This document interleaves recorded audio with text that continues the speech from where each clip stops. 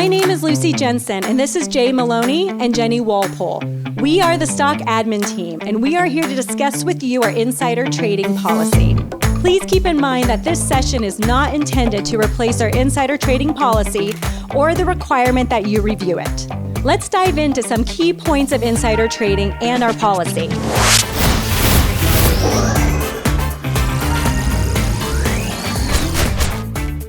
What is insider trading and why do we have this policy? Under federal and state securities laws, it is illegal to trade, meaning buy, sell, or gift the securities of a company while in possession of material, non-public information about that company, or give material, non-public information about that company to others who then trade on the basis of that information.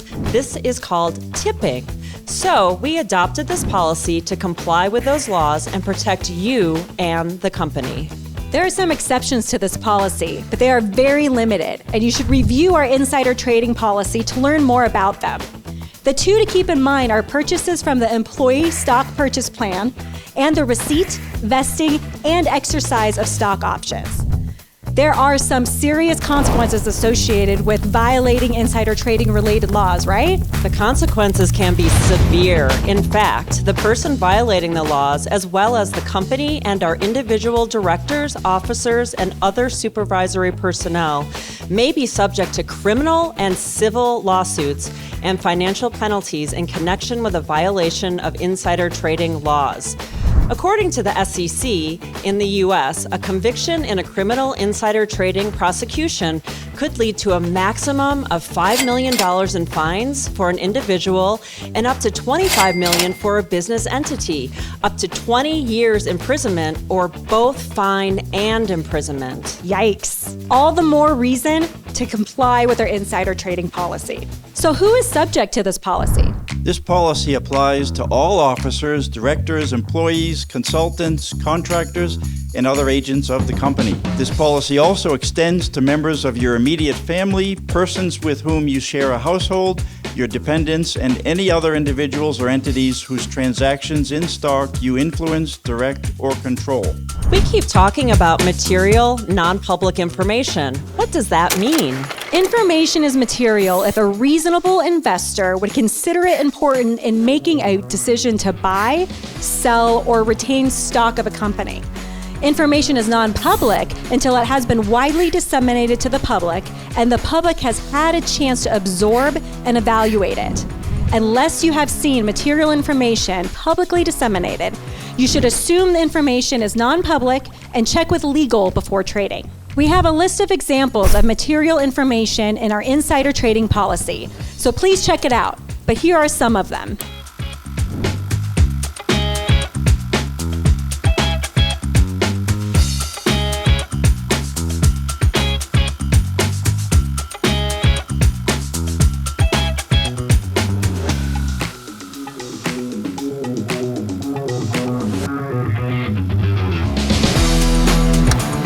If you have any questions as to whether information should be considered material or non-public, please consult with a compliance officer or reach out to us at insidertrading@sunrun.com.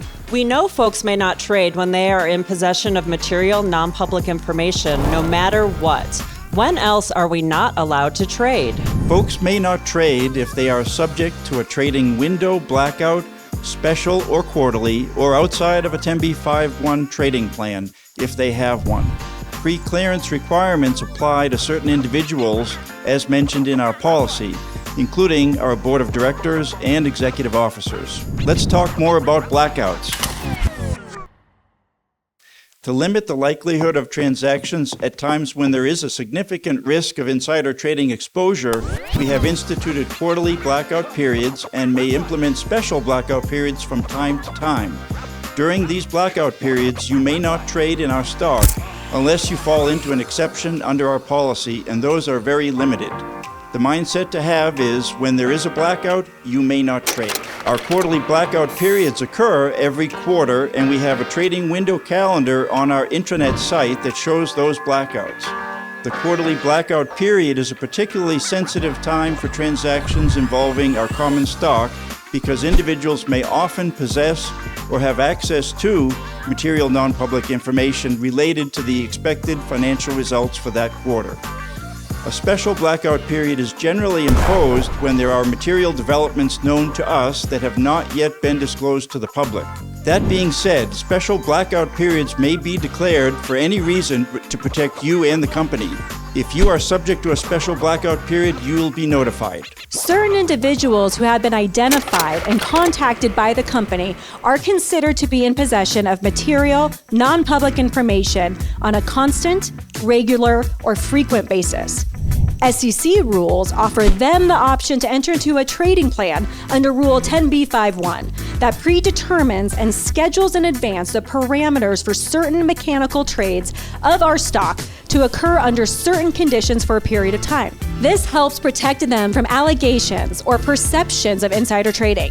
10b-5-1 trading plans are governed by their own set of guidelines. Let's show you where you can find this policy. The insider trading policy can be found in 2 places on our intranet site.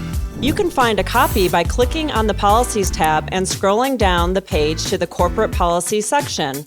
And you can find a copy by clicking on the Departments drop-down menu, selecting Stock Administration and ESPP, and scrolling down the page to our Insider Trading Materials.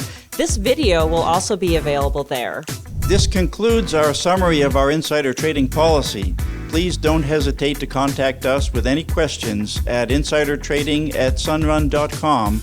And remember, our ticker symbol on the NASDAQ Stock Exchange is RUN, R-U-N. Thank you.